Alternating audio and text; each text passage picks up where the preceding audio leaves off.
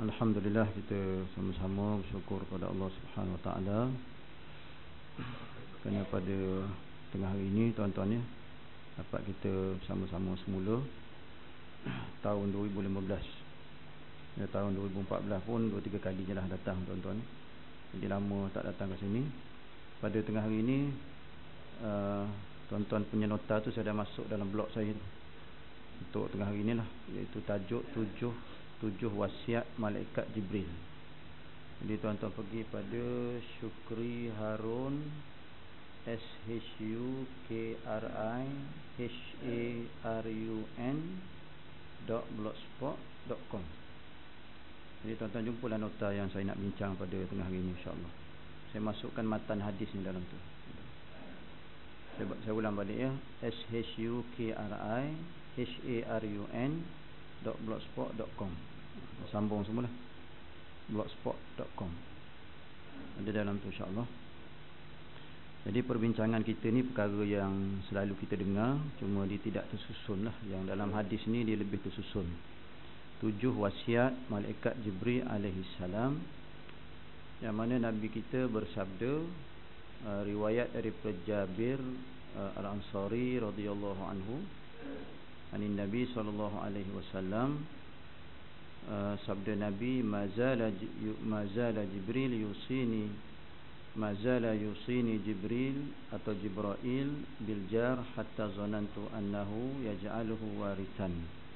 Sehinggalah akhir hadis lah tuan-tuan ya. Jadi kita sekarang ni kita ada 7 perkara yang dinasihatkan ataupun yang diwasiatkan oleh Jibril alaihi salam. Perkara-perkara yang menjadi perkara biasa bagi kita semua, tetapi mungkin kita tidak perasan bahawa ianya ada kaitan dengan wasiat Jibril alaihi salam. Yang pertama, Malaikat Jibril selalu berpesan kepadaku mengenai jiran tetangga, sehingga saya mengira bahawa Jibril menjadikannya sebagai orang yang dapat mewarisi harta pusaka. Yang pertama kita baca habis dulu, lepas tu kita syarah, insya-Allah. Yang kedua, tuan-tuan, tidak henti-henti Jibril berwasiat kepadaku tentang wanita ataupun isteri, sehingga saya mengira bahawa dia akan mengharamkan untuk menceraikannya. Itu yang kedua. Yang ketiga, Jibril sentiasa berpesan kepadaku tentang budak-budak belian, yakni hamba sahaya, hingga saya mengira dia akan memberikan batas waktu untuk memerdekakan mereka. Yang keempat, selalu saja Jibril berpesan kepadaku untuk bersiwak, yakni gosok gigi, hingga saya mengira bahawa bersiwak itu adalah satu fardu. Yang kelima atau 6, Jibril selalu berwasiat kepadaku tentang solat berjemaah, hingga aku mengira bahawa Allah Ta'ala tidak akan menerima solat kecuali solat yang ditunaikan dengan berjemaah. Yang ketujuh atau yang keenam, tuan-tuan, keenam maksudnya, selalu saja Jibril berpesan kepadaku tentang qiyamul lail, hingga saya mengira tidak ada kesempatan tidur di malam hari. Yang keenam. Yang ketujuh, Jibril selalu berpesan kepadaku agar berzikir, hingga saya mengira tidak ada perkataan yang bermanfaat selain zikir. Jadi tuan-tuan, yang pertama berkenaan dengan jiran, yang kedua berkenaan dengan wanita, yang ketiga berkenaan dengan hamba sahaya, yang keempat berkenaan dengan siwak, yang kelima berkaitan dengan solat berjemaah, yang keenam berkaitan dengan qiyamul lail, yang ketujuh berkaitan dengan zikir. Itu 7 perkara, tuan-tuan. Jadi kita ambil satu-satu, insya-Allah. Rasa saya sempatlah untuk sejam ataupun 45 minit ni. Yang pertama, tuan-tuan, berkenaan dengan jiran. Ada satu hadis Nabi lagi menjelaskan tentang jiran.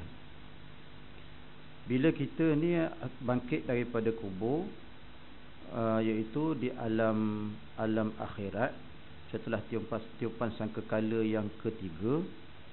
Tiupan sangkakala yang pertama ialah untuk mengejutkan seluruh manusia yang ada atas muka bumi. Tiupan sangkakala kedua mematikan semua, manakala tiupan sangkakala yang ketiga membangkitkan seluruh manusia. Jadi umat Muhammad sallallahu alaihi wasallam akan berpecah ataupun akan dijadikan 12 golongan semuanya.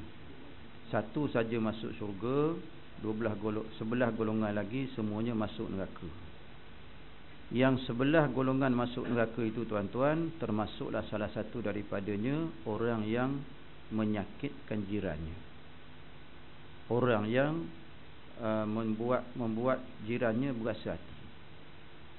Tuan-tuan, jadi kita semua ada jiran. Bahkan jiran kita sangat dekat dengan kita. Kerana setengah kita ni rumah teres, tuan-tuan. Setengah kita ada rumah flat, kondo ke apa ke, tuan-tuan, apartmen ke apa. Semua jiran kita tu dekat-dekat. Kalau kampung ni jiran kita jauh-jauh, jadi laung pun tak dengar, tuan-tuan. Tapi sekarang di bandar ni jiran kita dekat-dekat.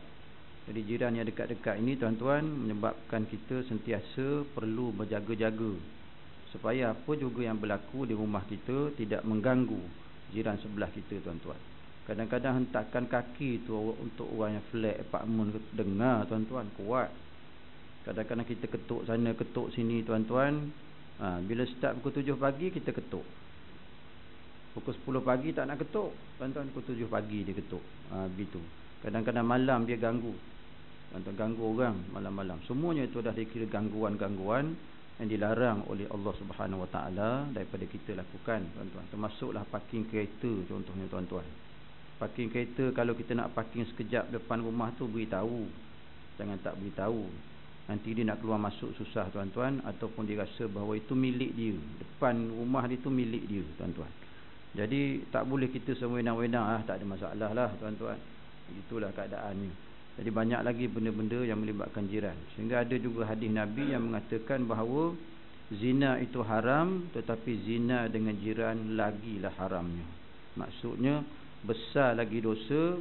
Kalau zina itu dah memang dosa besar, tapi berzina dengan jiran lagi besar dosanya, 3-4 kali ganda lagi keadaannya itu, tuan-tuan.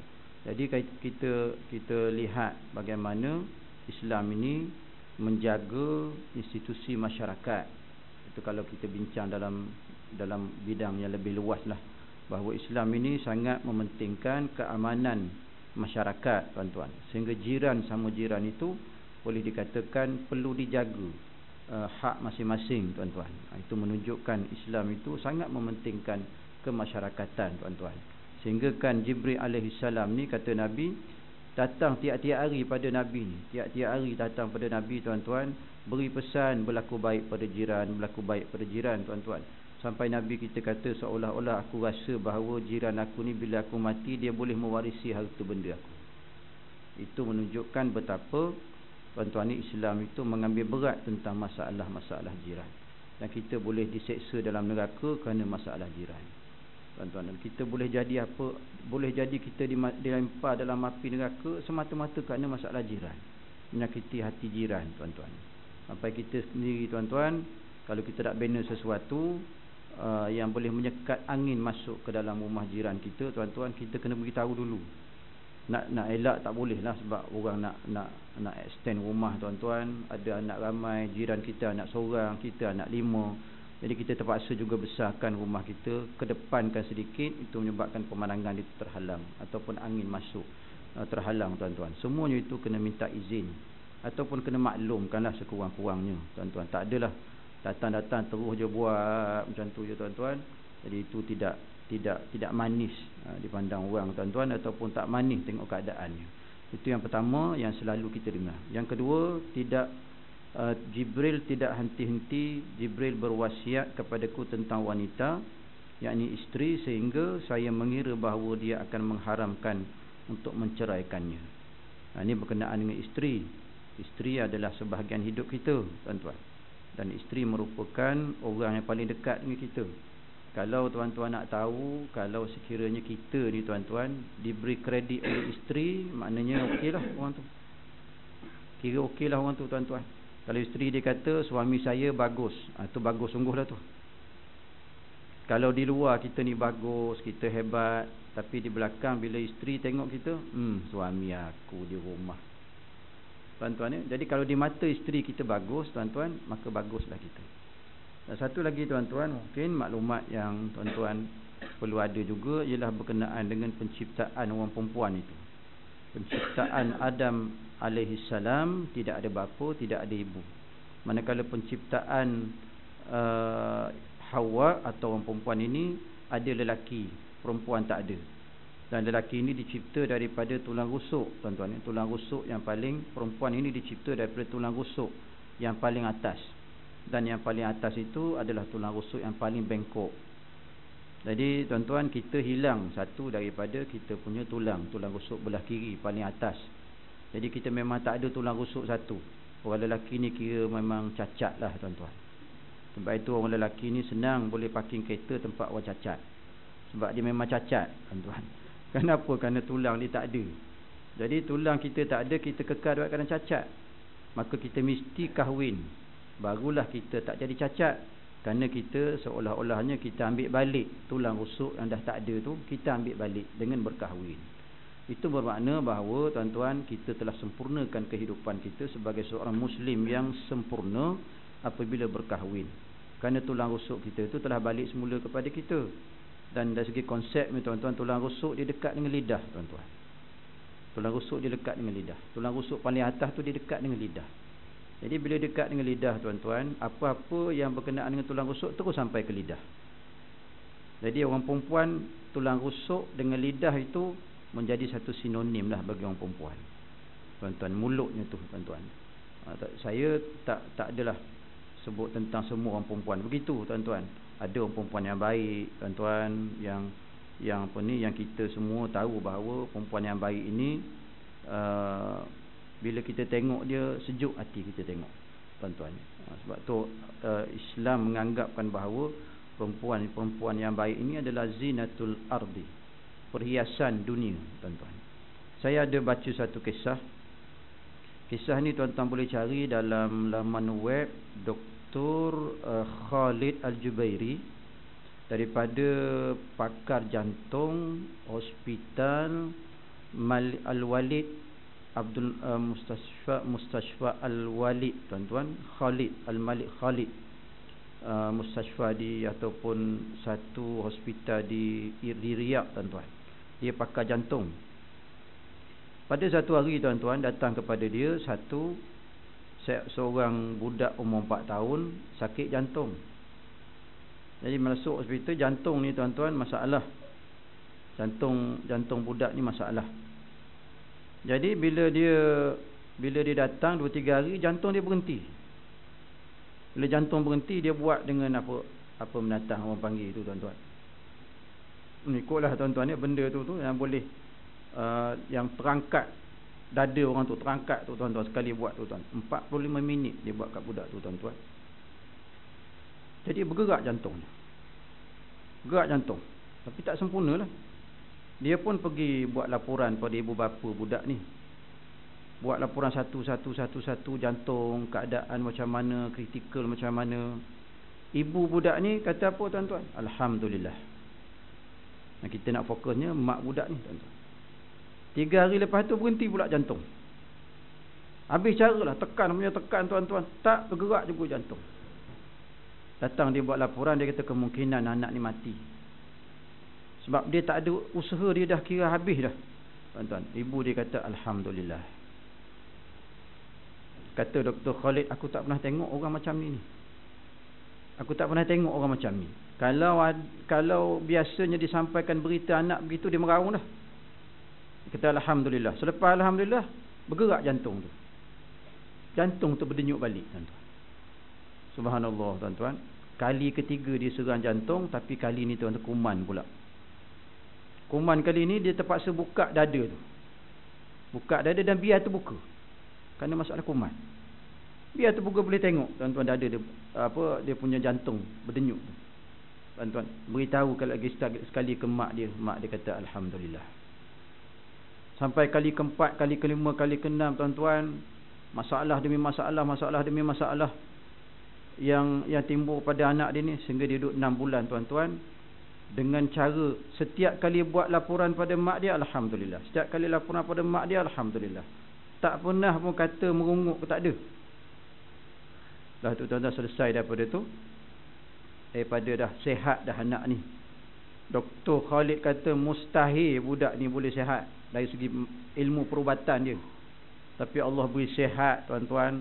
Dia dah cantum balik jantung, dada dia tu tutup balik tuan-tuan. Boleh berlari macam orang sihat, seolah-olah tak pernah sakit jantung. Setahun lebih kurang tuan-tuan, kedua ibu bapa budak ni datang. Yang kita masuk, yang ibunya kata alhamdulillah, datang ziarah Dr. Khalid. Ini setahun setengah lebih kurang. Bawa seorang bayi tuan-tuan. Bawa baby satu, kata dia kami dah dapat baby satu. Dr. Khalid ni tuan-tuan, dia dah lama nak tanya suami dia. Dia pun tarik suami dia. Boleh cakap sama, kita berdua boleh cakap tak sekejap. Tinggal isteri dia. Tanya, Dr. Khalid tanya isteri kamu ni, cubalah kamu cerita sikit pada aku. Jenis orang macam mana isteri kamu ni? Kata dia, doktor gini. Kami berkahwin 19 tahun. Dan selama 17 tahun kami tak ada anak. Anak yang doktor jaga sakit jantung tu anak pertama setelah 17 tahun berkahwin. Kami dapat. Tuan-tuan bayang tuan-tuan. Tuan-tuan bayang macam mana isteri yang begini solehah ni tuan-tuan. Boleh tanggung penderitaan walaupun tu anak dia yang sulung, yang dia dapatkan anak dia selama 17 tahun berkahwin. Tuan-tuan, masa dalam hospital lagi tuan-tuan, bila dah 5-6 kali berhenti jantung tu, ada satu bayi lagi, satu budak lagi yang masuk sekali dengan dia tuan-tuan. Katil nombor 6, dia duduk katil nombor 5. Jadi bila beritahu Dr. Khalid beritahu ni, yang budak baru ni beritahu kat ibu dia jantung berhenti, dia meraung, menjerit, menangis. Kata Dr. Khalid, engkau tak boleh tenang ke? Semua kerja Tuhan. Tengok orang katil nombor 5, dah 5-6 kali berhenti jantung dia. Orang perempuan ni, ibu ni kata apa? Orang tu gila, kata dia. Tak menangis, tak apa. Alhamdulillah, orang tu gila. Tuan-tuan, yalah nak cari mana orang alhamdulillah, alhamdulillah, alhamdulillah tuan-tuan. Rupanya kawan ni dah sabar sejak 17 tahun baru dapat anak tuan-tuan.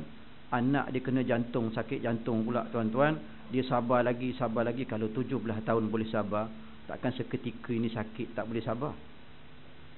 Begitulah tuan-tuan keadaan manusia. Masya Allah tuan-tuan. Orang perempuan ni, kita cerita iman orang perempuan, solehah dia ni tuan-tuan. Kata suami dia pada Dr. Khalid, aku tak reti, aku sendiri tak reti isteri aku ni. Malam tak pernah tak bangun melainkan dengan qiyamul lail. Melainkan kalau dia datang uzur lah tuan-tuan. Tak pernah namimah, tak pernah ghibah, tak pernah mengumpat, tak pernah mengancung. Kata dia tuan-tuan, sembahyang fardu tak usah ceritalah tuan-tuan. Cakap kasar dengan suami tak pernah. Aku buka pintu, aku tak pernah buka pintu untuk keluar pergi pejabat, dia sentiasa buka pintu. Aku tak pernah buka pintu untuk masuk, dia sentiasa buka pintu. Itu dia isteri aku. Kata dia kepada Dr. Khalid. Maknanya ada orang perempuan tuan-tuan sekarang ni, dewasa kita ni tuan, dewasa ni tuan-tuan, di zaman kita ni, ada orang perempuan yang begitu rupa solehah dia tu tuan-tuan. Namimah tak ada, ghibah tak ada, mengancam tak ada, mengumpat tak ada. Tuan-tuan, kita sekarang ya Allah tuan-tuan, punya banyak dosa mengancam, punya banyak dosa memfitnah, punya banyak dosa tuan-tuan mengumpat tu. Cuba angkat tangan seorang tak pernah mengumpat. Seorang cukup tuan-tuan. Saya pun tak angkat tangan. Tuan-tuan, kita semua mesti ada dosa mengumpat tuan-tuan. Sikit banyak je tuan-tuan. Begitu keadaan. Itu nombor berapa tadi tuan-tuan? Nombor 2. Nombor 3 tuan-tuan, Jibril sentiasa berpesan kepadaku tentang budak-budak belian ataupun hamba sahaya, hingga saya mengira dia akan memberikan batas waktu untuk memerdekakan mereka. Yang ni dah tak ada dah budak-budak belian ini tuan-tuan. Itu zaman-zaman dulu. Cumanya Jibril alaihissalam sentiasa berpesan supaya berlaku baik kepada hamba sahaya. Kalau kita nak sekarang ni, orang gaji kita lah, sentiasa berlaku baik. Cuma kita tahu kadang-kadang ada juga benda yang tak baik tuan-tuan, tapi kita berlaku baiklah kepada mereka, kerana mereka memerlukan pertolongan kita. Jadi dulu, zaman-zaman dulu memang adalah cara orang berkata tuan-tuan, jual beli manusia. Zaman Nabi dulu memang berlaku, bukan di tempat atau di Mekah saja yang berlaku jual beli manusia ni, tapi di tempat-tempat lain pun ada tuan-tuan. Di Rom pun ada ketika itu. Memang adalah penjualan manusia berlaku ketika itu tuan-tuan. Jadi Islam ini datang dalam keadaan masyarakat Makkah, masyarakat Madinah, dalam keadaan mereka semua ni tuan-tuan, memang ada hamba-hamba yang mereka perniagakan dan mereka jual beli seperti barang. Jadi semua ni tuan-tuan satu tradisi yang memang wujud di kalangan bangsa Arab dan bangsa-bangsa yang lain. Sebab kita pun dah dengar juga macam mana cerita Kunta Kinte di Amerika tu tuan-tuan. Asal-usul dia datang daripada Afrika. Rupanya dia datang, rupanya asalnya dia Islam. Tuan-tuan, dia Islam asalnya. Itu kisah The Root tu tuan-tuan, yang ada dalam cerita lama tu. Rasa tuan-tuan pun dah tengok cerita dia tuan-tuan. Bagaimana Islam nak selesaikan masalah perhambaan tuan-tuan, dengan cara memasukkannya dalam hal-hal agama. Seumpama apa tuan-tuan? Seumpama dijadikan sebagai kafarah, kafarah yamin atau kafarah sumpah, tebus sumpah. Ataupun bila kita lakukan kesilapan seperti bersetubuh pada siang hari Ramadan, maka sesiapa yang bersetubuh sengaja pada hari siang hari Ramadan tuan-tuan, maka dia kena membebaskan seorang hamba. Jadi dengan cara proses itu tuan-tuan, menyebabkan akhirnya hamba atau sistem perhambaan ini akhirnya dikikis sedikit demi sedikit, sedikit demi sedikit tuan-tuan. Itulah proses yang dilalui ataupun yang diuruskan oleh Islam dengan baik tuan-tuan, tanpa menjejaskan tradisi manusia ketika itu. Sebab kalau ada hamba ramai, maka banyaklah hambanya, banyaklah hartanya tuan-tuan. Jual hamba dapat duit banyak. Itu kata Jamal Pak Tongkol tuan-tuan. Tuan-tuan, meniaga orang lebih baik daripada meniaga unta. Tuan-tuan, macam tu. Meniaga orang tu lebih untung lagi daripada meniaga unta, tuan-tuan. Ada seorang ulama ni, ulama tabi'in. Dia suruh hamba dia, engkau pergi cari di pekan orang nak makan dengan aku tengah hari ni, sebab aku tak ada teman nak makan tengah hari ni. Itu ulama-ulama kita, tuan-tuan. Dia tak makan seorang diri.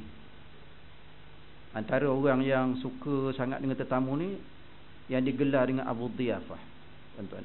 Tuan-tuan agak-agak tuan-tuan, kalau saya tanya Abu Dhiyafah ni siapa dia, tuan-tuan tahu ke tidak? Tak tahu tuan-tuan. Dia Nabi tuan-tuan. Itu clue pertama. Clue pertama. Untuk saya je duduk ceramah ni tuan-tuan. Tuan-tuan duduk fikir sekali-sekala tuan-tuan macam mana. Siapa dia Abu Dhiyafah? Bapak tetamu. Siapa? Clue-nya dia Nabi. Tak jadi juga tuan-tuan. Tak jadi. Soalan selalu tak terjawab tuan-tuan. Tuan-tuan mungkin dah terfikir-fikir tuan-tuan. Nabi Ibrahim alaihissalam. Nabi Ibrahim dia buat rumah dia, pintu ada 4 depan. Banyak pintu supaya tetamu senang masuk. Maksudnya dia mudahkan tetamu masuk. Dia takkan makan melainkan diintai kat luar, senang. Pintu besar tuan-tuan, tengok ada orang datang, dia panggil makan sekali dengan dia. Dia tak makan seorang diri. Kita tengah-tengah bulan seorang diri makan. Tuan-tuan, sebab apa? Duit tak berapa ada. Jadi makan seorang diri tuan-tuan. Pula tu kalau kita belanja, masa kita belanja dia makan yang berat-berat. Masa dia belanja kita makan yang ringan-ringan. Tuan-tuan, ada je cara orang ni tuan-tuan ni. Begitulah Abu Dhifah. Jadi ulama yang tabi'in ini tuan-tuan, dia beritahu kepada hamba dia, kau pergi carilah orang, aku nak makan tengah hari ni, tak ada teman. Sebab makan sekali dengan orang lain ni tuan-tuan, makan berteman ni dia ada keberkatan di situ. Makan seorang diri adalah makanan yang tak berapa elok tuan-tuan. Makan seorang diri ni. Dia cari tuan-tuan, dia tak faham, hamba ni tak faham. Sebab hamba ni memang pendidikan dia mungkin dia rendah lah tuan-tuan. Sebab dia taraf dia hamba. Dia panggil tuan-tuan, puluh-puluh orang datang. Terkejut tuan dia tengok. Dia kata, aku suruh cari 2-3 orang je makan, kau panggil semua sekali. Tuan-tuan, jadi masak habislah, habis makanan di dapur. Main puluh-puluh, agaknya 1 pekan dipanggil agaknya. Tuan-tuan, 1 bandar. Jadi si hamba ni rasa bimbang. Aku ni kena teruk lah aku kena kali ni tuan-tuan. Esoknya dia panggil. Dia panggil khadam, dia panggil. Engkau hari ni, mula hari ni aku bebaskan kau. Kenapa? Kata dia. Kerana engkau bawa aku rezeki banyak semalam. Disebabkan hamba tu bawa banyak orang tuan-tuan, jadi tetamu ramai kat rumah dia. maka dia bebaskan hamba tu kerana keberkatan masuk dalam rumah tu terlalu banyak dengan sebab engkau datang bawa ramai tetamu. Subhanallah tuan-tuan, kan tuan-tuan pernah saya katakan pada tuan-tuan dalam kuliah-kuliah dululah bahawa 3 perkara yang menjadikan rumah kita tu dinaungi keberkatan dan rahmat daripada Allah. 3 perkara. Yang pertama, minta maaf tuan-tuan, 3 perkara yang menyebabkan rumah itu rumah yang tak ada rahmat Allah. Itu silap sikit tuan-tuan. Rumah itu kalau ada 3 perkara ni, rumah tu tak ada rahmat Allah. Tak berkat dalam rumah tu. Yang pertama, kalau ada anak derhaka dalam tu. Yang kedua, kalau rumah tu yang tidak pernah dibacakan Quran di dalamnya. Yang ketiga, kalau rumah itu yang tidak pernah menerima tetamu padanya, tuan-tuan. 3 tuan-tuan. Jadi rumah itu dikhawatiri tidak diberkati dan tidak menerima rahmat Allah Subhanahu Wa Taala. Tuan-tuan, itu berkenaan dengan hamba, dan hamba ini sangat digalakkan oleh Islam untuk kita merdekakan. Tuan-tuan, dalam zaman Nabi dululah. Seterusnya itu berkenaan dengan hamba. Seterusnya yang ke berapa tadi tuan-tuan? 4-nya. Selalu saja Jibril berpesan kepadaku untuk bersiwak hingga saya mengira bahawa bersiwak itu fardu. Kata Nabi SAW, laula an asyqa ala ummati la amartuhum bisiwak inda kulli salatin ay wudu'in. Kalau tidak menyusahkan umatku, nescaya aku wajibkan mereka untuk bersiwak, yakni gosok gigi pada setiap kali dia sembahyang. Sembahyang itu bermakna wudu.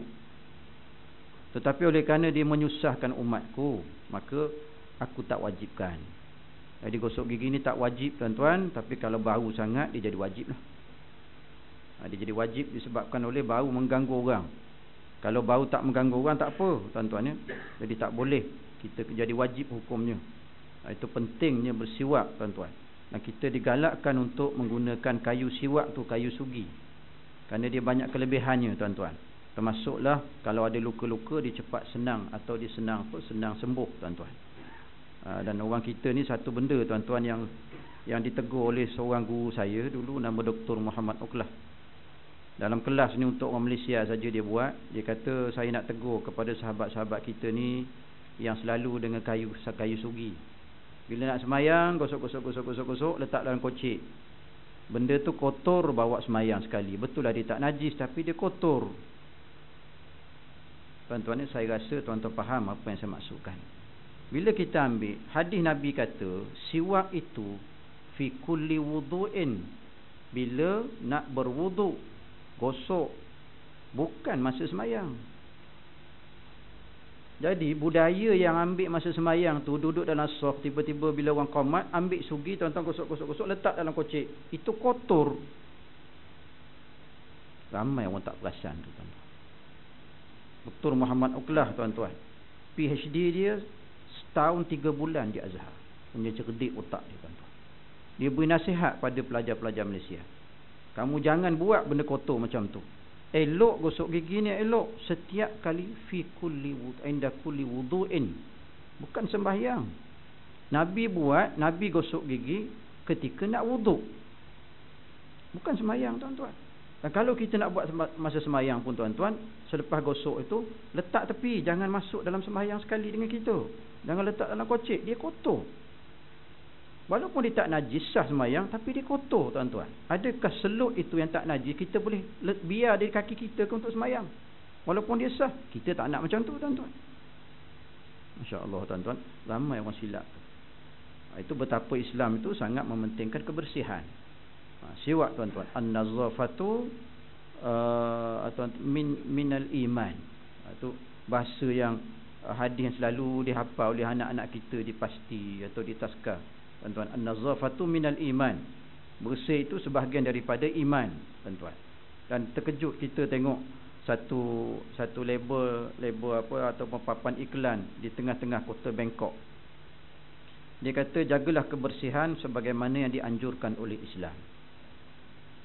Di tengah-tengah kota Bangkok. Ada orang cerita kat saya dia tengok papan tanda begitu tuan-tuan. Mungkinlah sebab dia Islamic Center dia punya movement dia agak kuat di sana tuan-tuan. Masjid pun banyak di kota Bangkok. Mungkin di situlah lahirnya papan tanda begitu tuan-tuan. Tetapi apakah yang dimaksudkan dengan kebersihan yang dianjurkan oleh Islam. Sebab Islam ini dia menganjurkan kebersihan dalam dua cabang, dua perkara, dua cara, luarannya dan dalamannya, tuan-tuan. Dalam juga kena bersih, luar juga kena bersih, tuan-tuan. Ini menunjukkan bahawa Islam itu mempraktikkan kebersihan secara menyeluruh, luar dan dalam. Nampak luar punya bersih, tuan-tuan, pakai tudung, naik atas stage, kena peluk pula, tuan-tuan, contohnya, tuan-tuan. Dah nampak pakai tudung elok dah, tuan-tuan, ni naik atas stage yang diberi orang Korea peluk kita tu kenapa? Dah tu hantar pula, tuan-tuan, ni hari ni keluar pula ni dia punya apa, klip video ni, tuan-tuan. Tu nak apa, orang panggil apa, nak bela diri lah tu. Kau orang jangan fikir kau orang saja baik, orang baik ni esok boleh jadi jahat, kata dia. Tuan-tuan dah dengar ke? Rugi tuan-tuan tak dengar. Kita dah nak buat benda salah, tuan-tuan. Orang cakap kat kita, orang marah kat kita, orang post kat kita benda-benda ni, kita marah pula. Siapa yang buat salah sebenarnya? Yang jadi orang bercakap tu kan engkau. Kalau engkau tak buat salah, orang tak bercakap.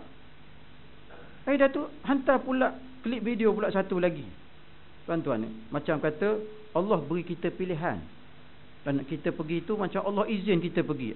Tuan-tuan, Allah beri kita otak, Allah kita beri hukum. Allah beri pilihan pada kita sebab kita manusia boleh pilih. Tapi Allah kata yang ni haram, yang ni halal, yang ni haram, yang ni halal. Tuan-tuan ni tak faham ke? Orang kata haram, haram, haram. Kita ada otak, kita ada telinga untuk dengar. Tuan-tuan, ya haram jangan buat. Sampai kecoh satu Malaysia, tuan-tuan. Masya Allah, tuan-tuan, boleh peluk. Begitu keadaannya. Tapi kalau orang besar peluk, tak pula kena denda, tuan-tuan ya. Itu sikit lah, tuan-tuan. Buat spelek sikit, tuan-tuan ni, tak apa kok ya, tuan-tuan. Seterusnya yang keberapa ni, tuan-tuan? Tadi pesan tentang siwak ya, tuan-tuan. Siwak. Jadi tuan-tuan, sekarang ni tuan-tuan dah ada suatu teknologi baru yang boleh dia buat kayu siwak tu, tuan-tuan. Kayu siwak tu jadi ubat gigi sekarang. Yang tu cantik, tuan-tuan. Ambil yang tu, dia jadi gel, tuan-tuan. Cantik yang tu. Sebab dia kayu siwak ni dia special sikit, special sikit. Dia bau mulut tu dia jadi lain, tuan-tuan. Dan luka-luka yang ada tu senang, tuan-tuan, insya-Allah. Dan gigi-gigi kita yang mungkin berlubang ke apa, tuan-tuan, insya-Allah dapat dikurangkan baunya dengan kayu siwak tu, tuan-tuan. Dia beza dengan Colgate ni, tuan-tuan. Beza sangat dengan Colgate ini. Itu siwak yang Nabi kita pakai. Kalau di Mekah, tuan-tuan, besar tu pun RM5 je. Dan sampai tempat kita dah proses-proses, jadi ubat gigi yang kecil tu pun jadi RM6. Mahal sikit, tuan-tuan. Itu sekarang teknologi dah ada semua. Termasuklah debu untuk apa? Debu untuk apa, tuan-tuan, untuk tayamum, ada semua. Sekarang dah ada semua. Debu tu macam bedak dia buat, tuan-tuan. Semua dah ada sekarang ni. Jadi tunggu kita ambil saja, tuan-tuan, untuk pergi ke tempat orang sakit, ambil je air semayang untuk dia, tuan-tuan. Ambil je tayamum untuk dia, tuan-tuan. Dan kita boleh jadikan diri kita tu, tuan-tuan, untuk menguruskan hal ayah kita sakit ke, tayamumkan untuk dia, tuan-tuan. Senang, debu dah ada. Tak payah pergi ambil seluk ke apa, ayak pula, tuan-tuan, susah. Dah siap dah, tuan-tuan. Semuanya ada sekarang ni, tuan-tuan. Mudah bagi kita. Seterusnya, tuan-tuan, solat berjemaah. Jibril pesan kita supaya Jibril selalu berwasiat kepadaku tentang solat berjemaah, hingga aku mengira bahawa Allah Ta'ala tidak akan menerima solat kecuali solat ini tunaikan dengan berjemaah, tuan-tuan. Masya Allah, solat berjemaah, tuan-tuan, ini menjadi satu rutin kehidupan kita, tuan-tuan. Kehidupan kita begitu, solat berjemaah. Orang lelaki solat di masjid. Orang perempuan bolehlah, tuan-tuan. Orang perempuan, kan Nabi kita kata jangan pergi semayang di rumah, lebih afdal, itu sebab fitnah.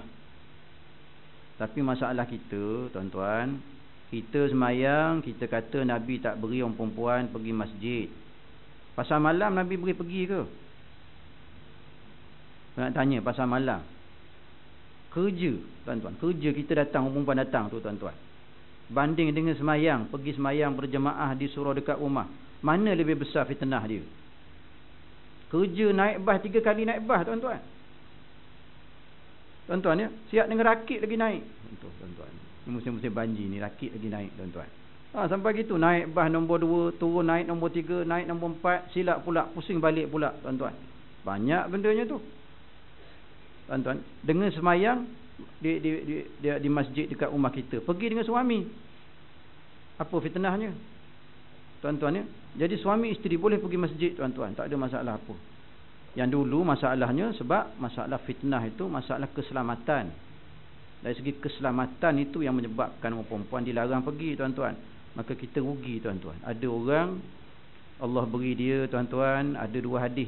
Hadis pertama 25 ganda, hadis kedua 27 ganda, tuan-tuan ya. Itu menunjukkan kelebihan orang yang solat berjemaah. Jadi kita sendiri, kita tak rasa rugi, tuan-tuan. Orang yang tak solat berjemaah ni tak rasa rugi. Ada satu surau di pejabat, tuan-tuan, masa asar dia penuh, tuan-tuan. Orang solat berjemaah masa asar. Di sini saya tak tahulah, tuan-tuan, mungkin sini sama juga. Tapi itu sangat bagus, tuan-tuan. Belum balik sembahyang asar berjemaah dulu. Kerana di tengah-tengah jalan kita, kalau hujan, jam, tuan-tuan, tak sempat nak sampai rumah. Tak sempat sampai rumah, tuan-tuan. Ada perangai manusia dah masuk asar. Sekarang asar lambat 4.50, tuan-tuan. Tak apalah kat rumah. Perangai macam tu kenapa, tuan-tuan? Itu nak marah sikit. Kenapa perangai macam tu?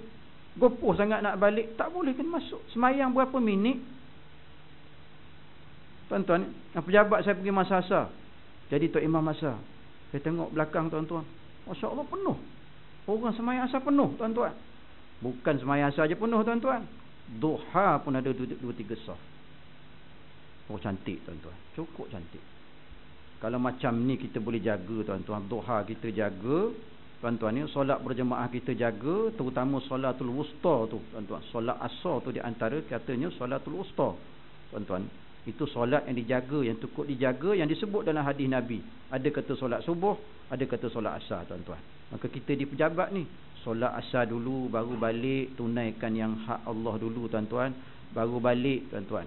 Balik masa pukul 4.30 dengan balik asar, beza banyak mana, tuan-tuan. Ada orang beri, Allah beri, tuan-tuan. Ada contohnya hadiah. Kita kata yang ni hadiah 1, yang ni hadiah 25.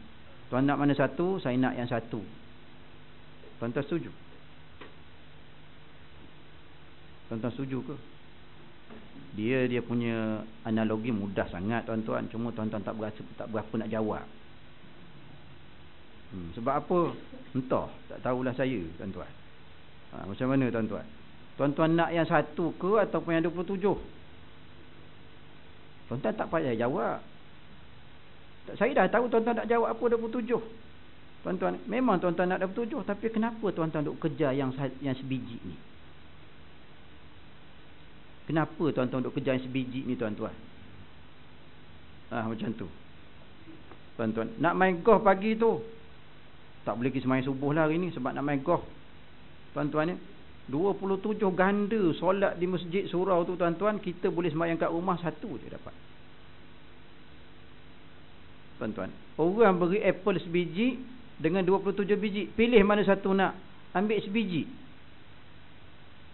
tuan-tuan. Kita beri berat sikit lagi. Allah beri hadiah kat kita 1 dan 27, kita ambil yang 1, pemberian Allah Subhanahu Wa Taala.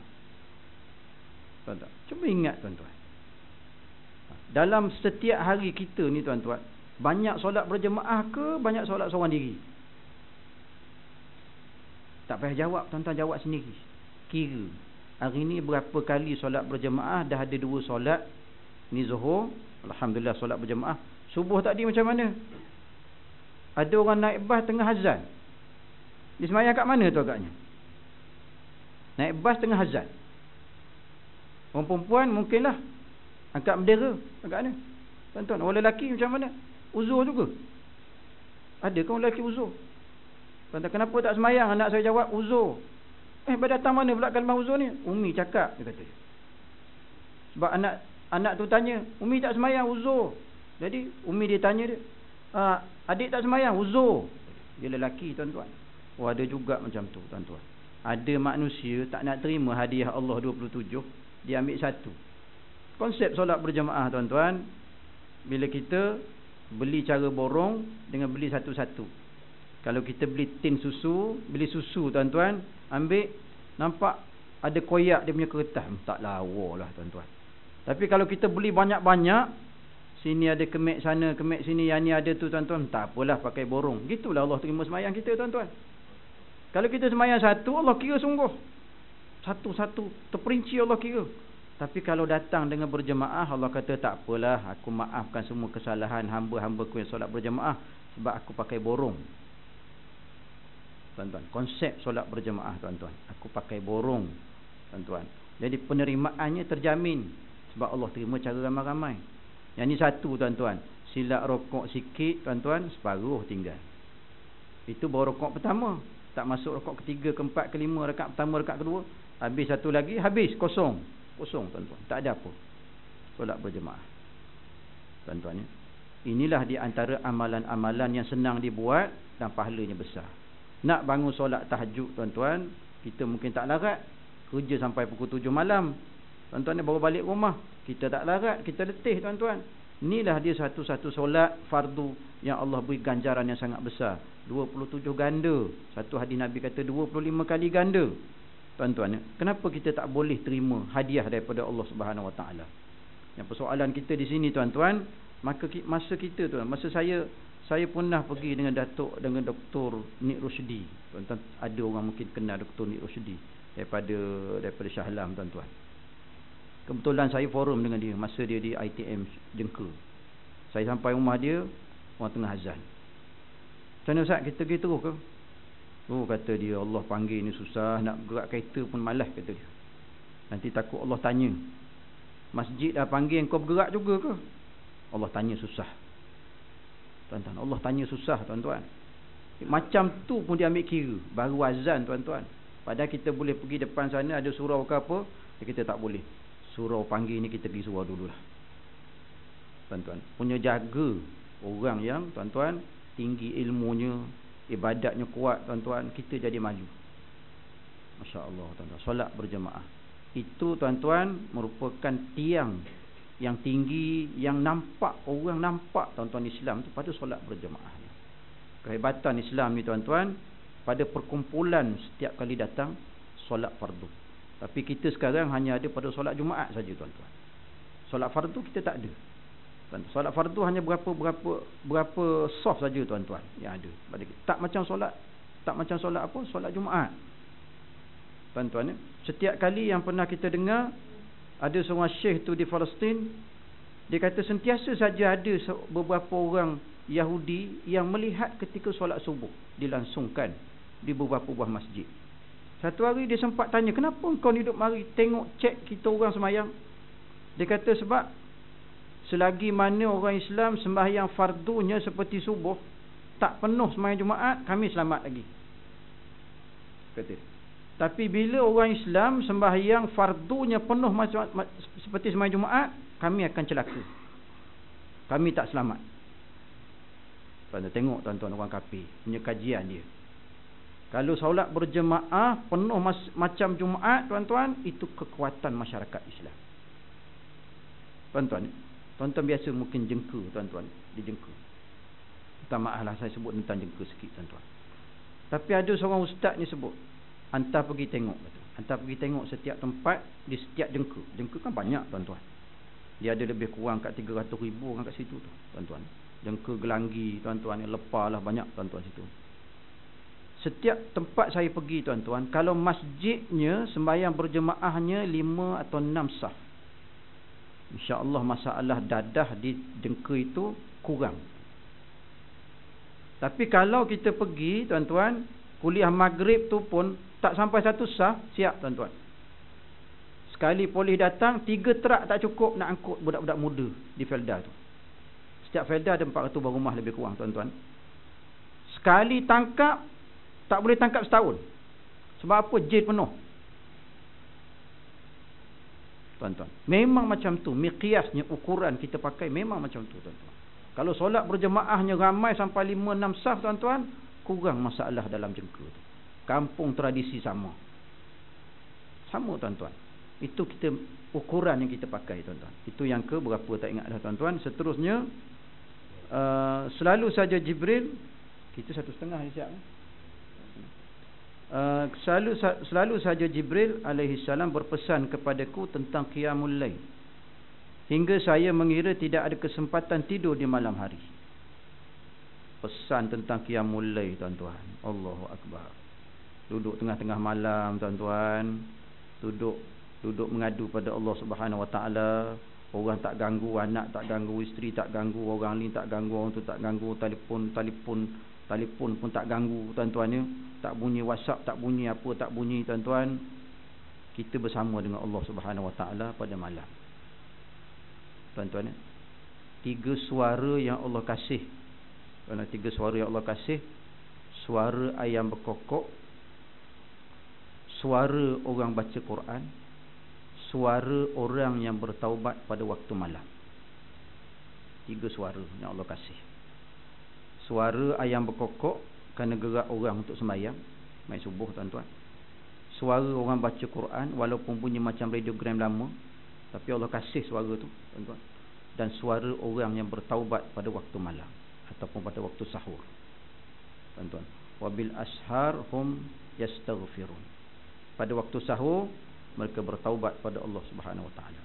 Kata Syekh Junaidi, tuan-tuan, setelah dia mati, dia datang dalam mimpi seorang sahabat dia atau murid dia. Kata dia, wahai muridku, wahai pelajarku, apa yang aku pelajari ilmu selama ni puluhan tahun, semuanya tidak berguna, melainkan 2 rakaat pada malam hari saja. Maksudnya kalau ilmu banyak, amal tidak, tuan-tuan, tak guna juga, tuan-tuan.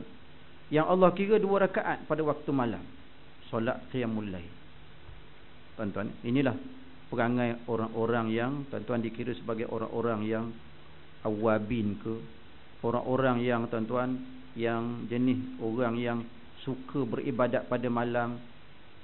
Perangai orang-orang yang, tuan-tuan, yang dikira sebagai orang yang rapat dengan Allah Subhanahu wa taala, tuan-tuan. Inilah dia sembahyangnya, sembahyang qiyamul lail, tuan-tuan. 2 rakaat saja cukup malam, tuan-tuan rasa kelazatannya. Tuan-tuan rasa kelazatannya, tuan-tuan. Saya ada dulu seorang cikgu yang saya kenal, tuan-tuan. Dia kata saya ni tak pernah menangis. Cikgu ni kata saya doa setiap malam, bangun qiyamul lail setiap malam, minta, ya Allah, kenapa aku ni susah sangat menangis. Tuan-tuan, kita memang susah menangis, tuan-tuan. Sepatutnya kita menangis kerana mengenangkan nasib kita di padang mahsyar. Patutnya kita menangis tiap-tiap hari. Tapi oleh kerana kita ni degil agaknya, tuan-tuan, susah nak menangis. Cikgu ni kata tiap-tiap malam bangun qiyamul lail 2 rakaat, kadang tambah 4 rakaat. Nak minta apa? Nak minta supaya Allah jadi lembutkan hati. Allahu akbar, tuan-tuan ya.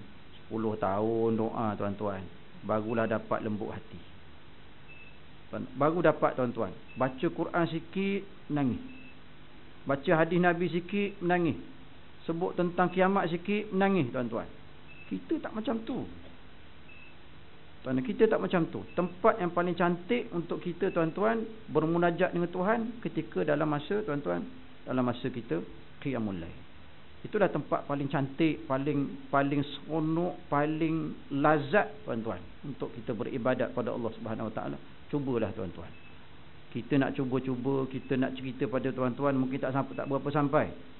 Tapi bila orang kata kuih ni sedap, macam mana rasa? Ambil dah rasa. Ambil telan dia. Ambil telan. Oh, sedap sungguh. Tuan-tuan, orang kata nasi dagang Terengganu sedap ya, tuan-tuan. Mana-mana satu, rasalah nasi dagang ni. Tuan-tuan ajak orang Kuala Lumpur makan nasi dagang, tuan-tuan. Oh, sedap nasi dagang ni. Kalau saya tak sedap, tuan-tuan. Rasalah, kata dia. Makan, oh sedap, tuan-tuan. Gitu juga dengan qiyamul lail. Kita nak cerita macam mana, tuan-tuan? Tak boleh cerita. Tak boleh cerita, tuan-tuan. Melainkan orang sembahyang sendiri, dia rasa nikmat solat tu, tuan-tuan. Pasal tu balik pukul 3 pun, pukul 5 atau 4.30 bangkit lagi untuk solat tahajud atau qiyamul lail. Yang terakhir bagi kita pada tengah hari ini, tuan-tuan, pesanan Jibril selalu berpesan kepadaku agar berzikir hingga saya mengira tidak ada perkataan yang bermanfaat selain pada zikir. Basahkanlah lidah kita dengan zikir. Tuan-tuan, pengalaman saya dengan sahabat-sahabat kita ni, Dia meninggal tuan-tuan. Bila dia meninggal, masa dia meninggal ni tuan-tuan, dia punya kuat berzikir tu. Masa dia meninggal kan dia pakai yang jenis bukan pakai tasbih, dia pakai jenis yang macam benda bulat tu yang tekan tu tuan-tuan, untuk berzikir. Masa dia nazak tuan-tuan atas katil di hospital tu, tuan-tuan, bila dia sedar, dia kata mana benda tu? Isteri dia letak kat dia tuan-tuan, letak. Masa dia menghembuskan nafas tu tuan-tuan, tangan dia duduk macam tu. Tangan dia seolah-olah pegang benda tu tuan-tuan, tekan dia zikir tu tuan-tuan. Waktu dia punya kuat zikir ni, subhanallah, alhamdulillah tuan-tuan, Allah akbar, zikirlah apa-apa saja tuan-tuan, la ilaha illallah ya juga, subhanallah ya juga tuan-tuan. Lepas tu masa mayat tu dia usung. Masa mayat dia usung tuan-tuan, orangnya agak tua dah sikit, dalam 68 umurnya. Masa usung mayat tu tuan-tuan, daripada rumah dia ke kubur, jadi ada orang dengar dia berzikir, duduk dalam keranda tu, dengar orang dia berzikir tuan-tuan. Kerandanya cukup ringan tuan-tuan. Masya Allah tuan-tuan, orang yang basah lidah dengan zikir tuan-tuan, orang seolah-olah 2-3 orang terdengar-dengar macam suara dia sedang mengalunkan zikrullah. Masya Allah tuan-tuan. Tapi cerita tak meluaslah, cuma orang yang masuk bawah keranda tu, cucu-cucu dia masuk bawah keranda tu, ada sebut benda tu. Dia kata macam atuk, bunyi macam atuk sebut tu, subhanallah, subhanallah tu macam atuk dia, kata dia tuan-tuan. Itu kelebihan yang Allah beri tuan-tuan. Angkat mayatnya ringan tuan-tuan. Dia besar, orangnya besar tuan-tuan. 2 orang je angkat mayatnya tuan-tuan. Kan dulu dia, kalau di satu tempat ni kan pasir, kan dia pakai keranda, dia tak pakai lahat tuan-tuan. Jadi dia pakai tali, dia tunggu dengan tali. Tali tu tuan-tuan, 2 orang, 4 orang je, tapi perlahan turun, tak rasa berat langsung.